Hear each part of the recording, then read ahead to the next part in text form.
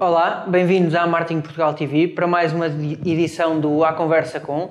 O meu convidado de hoje é Paulo Ferreira, para mim um profissional e especialista na área das vendas e do marketing pessoal. É brutal vê-lo a falar destas áreas, da forma apaixonante com que o faz e contagiante também. E a ideia hoje é conversarmos um pouco sobre vendas, sobre marketing pessoal e de que forma é que estas duas áreas se podem combinar para nós conseguirmos, obviamente, tirar benefícios próprios e também para as empresas que representamos. Paulo, antes de mais, obrigado por teres aceito o nosso desafio. Eu que agradeço. E vou começar com uma pergunta desafiadora de um artigo que tu escreveste para o Marketing Portugal, em que o título do artigo era "A minha empresa só olha para mim como um número". O que é que tens a dizer sobre isto?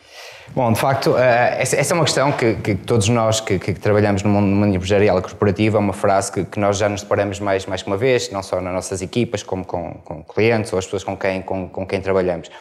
De facto, essa frase é muito sintomática, é muito notória no que diz respeito à questão da área comercial, por uma razão muito simples, porque quando estamos inseridos na parte da área comercial, há algo que fala sempre mais alto, que são os resultados que nós trazemos e a mais-valia que nós trazemos para a empresa, mas não só, obviamente estamos sempre aqui a falar de modo que é transversal toda a empresa. Portanto, e de facto, isso logo à partida mostra-nos sempre dois tipos de pessoas e profissionais com quem nós vamos lidando. Temos muito aquela questão das pessoas que se colocam muito em efeito, e disso estamos a falar, aquelas pessoas que estão sempre no final da cadeia, portanto nunca depende deles, os clientes é que não são os indicados, a zona não é boa, não é a melhor altura, é a sazonalidade, é a crise, portanto todo um conjunto de situações que levam a pessoa, por assim dizer, a arranjar como que desculpas para si mesmo, para se colocar. E essa frase é o resumo disso tudo, que é, ok, a minha empresa trata-me como um número, não olha para mim como pessoa, não me valoriza, que é verdade, e é nessa ótica que nós devemos olhar e perceber a perspectiva das empresas, numa ótica do seu objetivo natural, mas a verdade é que quando nós vamos para uma empresa e somos contratados, nós somos um número, e mais do que isso, somos um número para trazer números. Pelo outro lado, aquilo que nós temos são aquelas pessoas que têm uma postura completamente distinta e são obviamente essas que se ingram quando estamos a falar numa área extremamente competitiva como é a área comercial. São aquelas pessoas que constantemente se colocam em causa.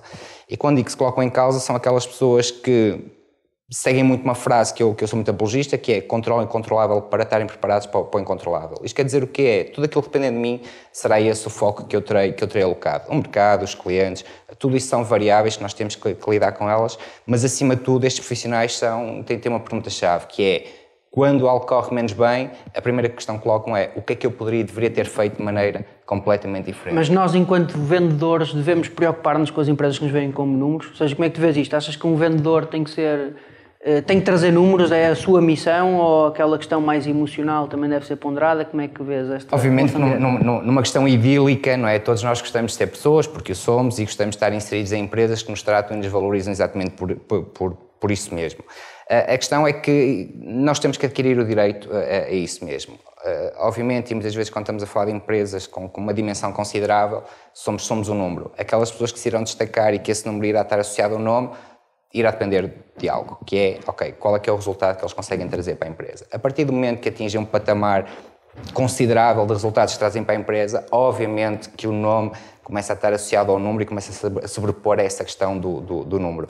O objetivo do título do artigo era exatamente ser altamente provocatório, portanto, e as pessoas perceberem exatamente qual é que é essa questão e essa dinâmica, portanto, e deixarmos de olhar para esta questão e, acima de tudo, olharmos para nós mesmos, que é, ok, se eu não quero ouvir isso, o que é que eu posso e tenho que fazer? Tão simples quanto isso.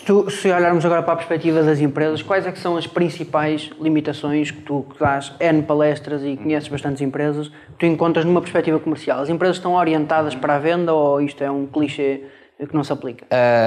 Aquilo que nós nos vamos apercebendo quando estamos a falar ao nível desta questão das empresas e ao nível da questão das limitações, há uma questão principal, a questão da formação e o investimento da formação. Muitas vezes eu lido e reúno com diretores comerciais, diretores de empresas, responsáveis máximos dos departamentos de recursos humanos, e há uma frase que muitas vezes eles vão dizendo: Paulo Ferreira, concordo, a questão da formação é importante, mas e se eu lhes dou formação e eles saem? E eu respondo sempre: ok, se não der, eles ficarem. Portanto, e neste momento estamos a viver uma era extremamente competitiva em que o custo de não estar formado é muito elevado a ser pago. Respondendo diretamente à questão, aquilo que me parece que é a questão fundamental é, acima de tudo, uma questão de mentalidade da própria empresa.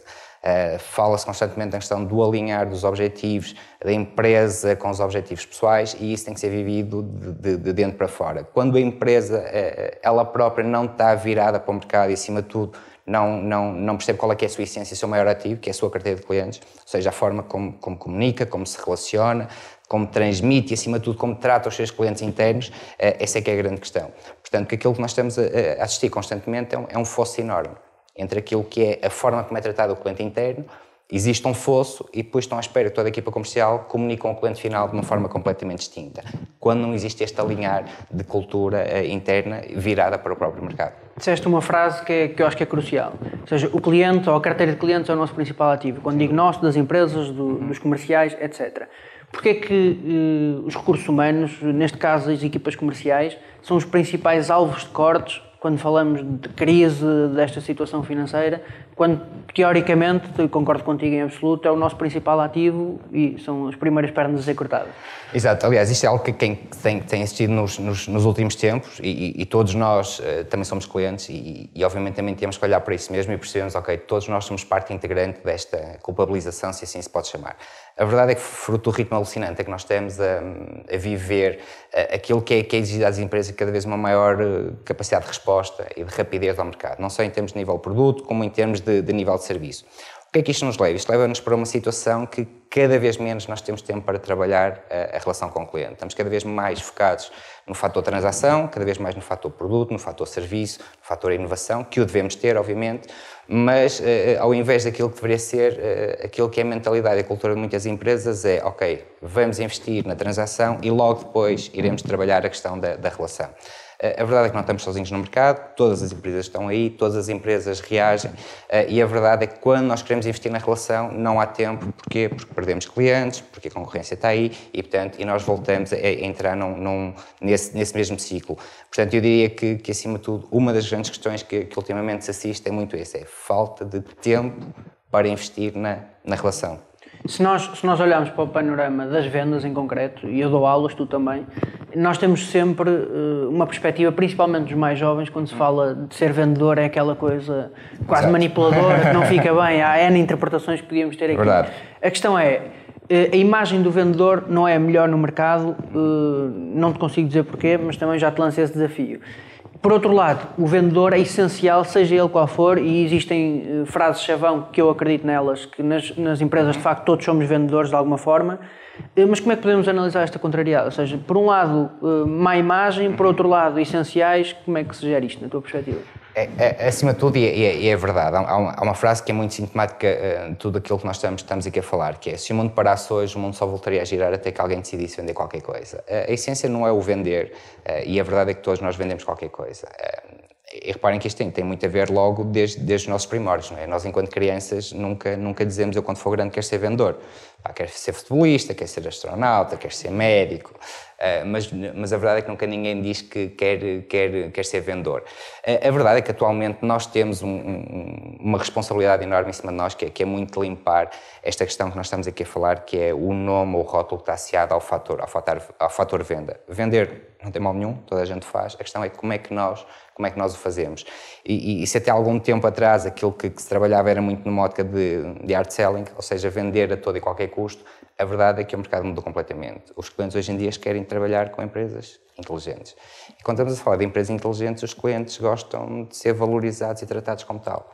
Os clientes não gostam de ser vistos como flores de plástico, ou seja, em que é tratado de uma forma qualquer, portanto eu não preciso de regar, não preciso de alimentar, não preciso de o trabalhar, ele pura e simplesmente estará lá à nossa espera.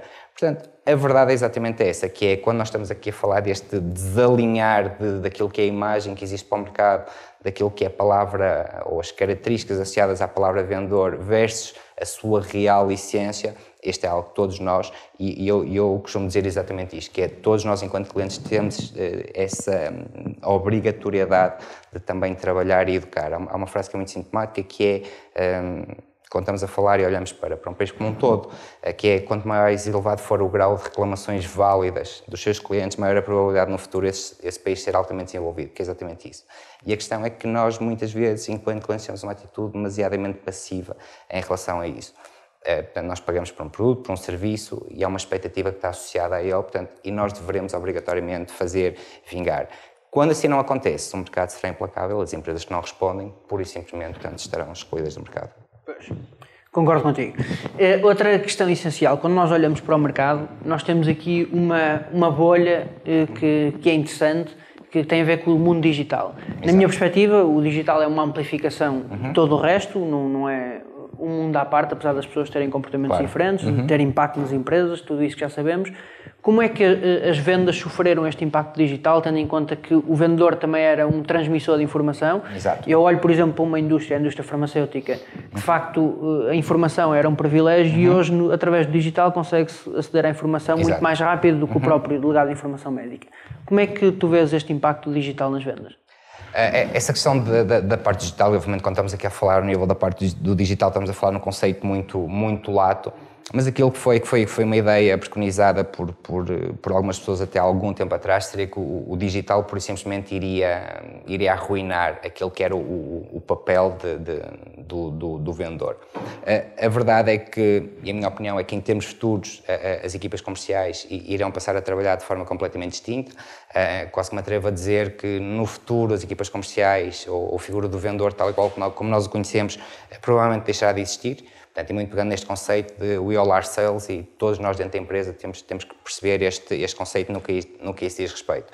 A verdade é que o digital não irá e não pode substituir aquele que é o papel do vendedor. O digital, acima de tudo, nós temos que perceber numa ótica de que o digital está ao serviço de facilitar a decisão do cliente.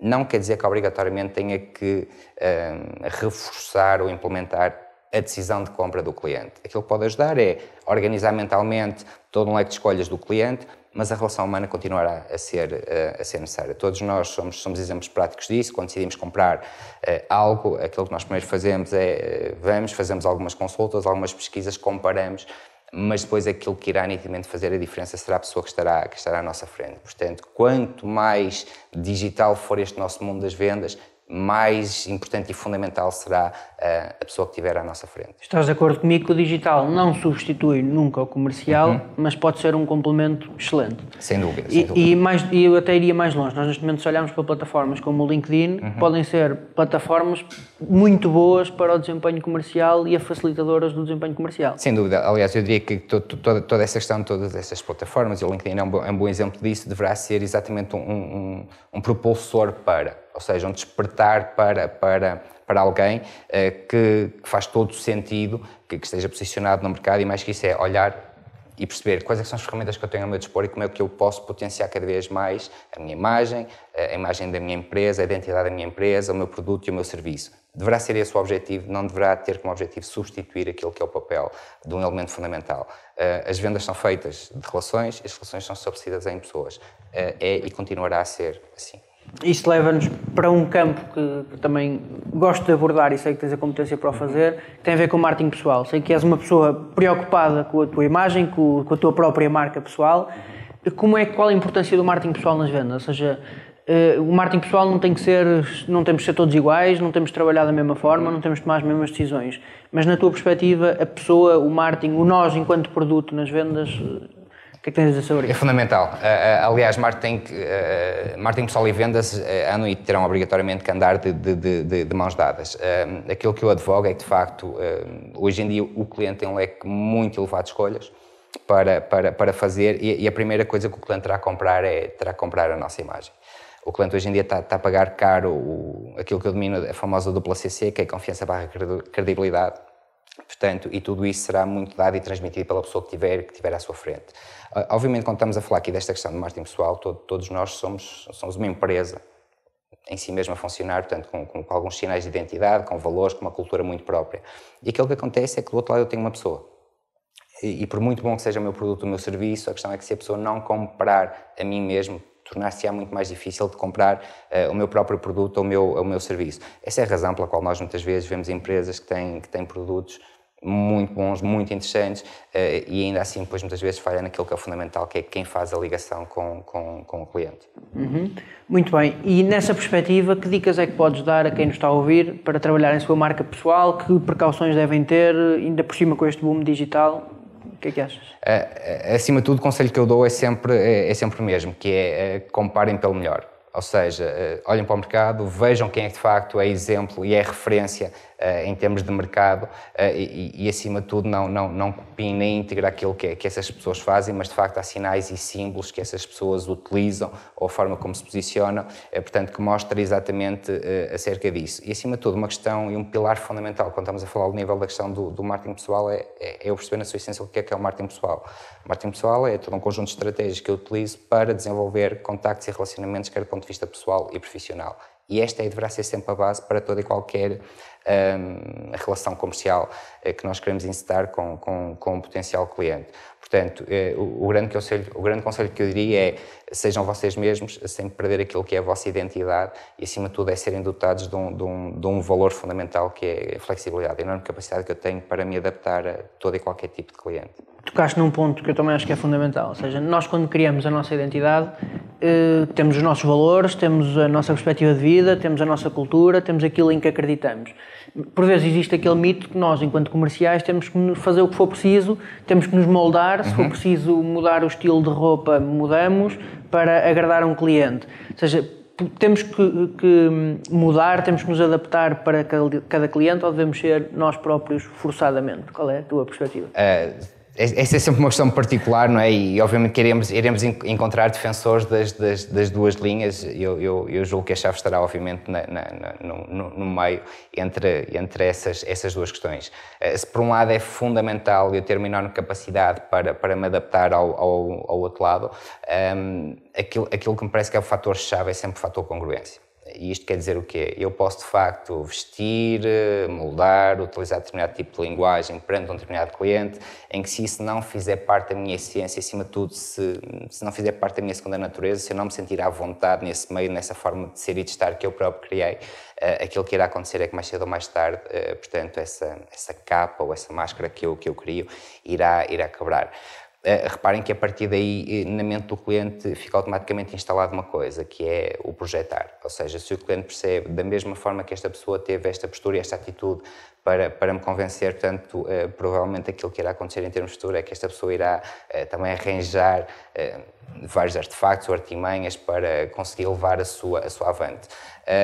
Acima de tudo, e uma vez mais, vender é comunicar é todo um conjunto de transmissão de ideias, pensamentos, sentimentos e emoções. E as coisas ficam altamente facilitadas quando eu do outro lado percebo que tenho à minha frente uma pessoa genuína, diferente em relação a mim e quase que diria que o produto ou o serviço, desde que encaixe no mínimo das suas necessidades, será o menor fator a levar em linha de conta.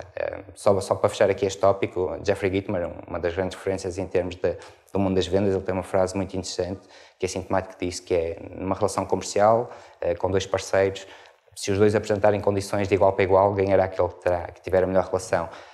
Numa situação comercial com dois parceiros, se um tiver uma condição melhor que a outra, ganhará aquele que tiver a melhor relação.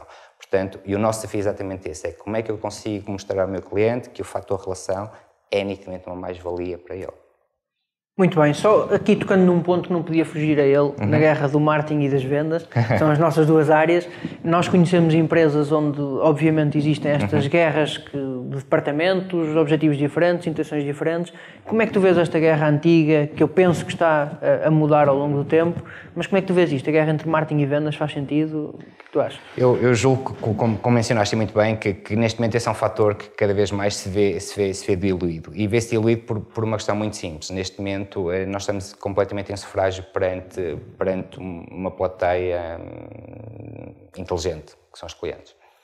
E aquilo que nós empresas, percebemos é que de facto, quando existe um desalinhar entre aquilo que são questão de marketing e vendas, a imagem que nós estamos a transmitir para o mercado é de incongruência.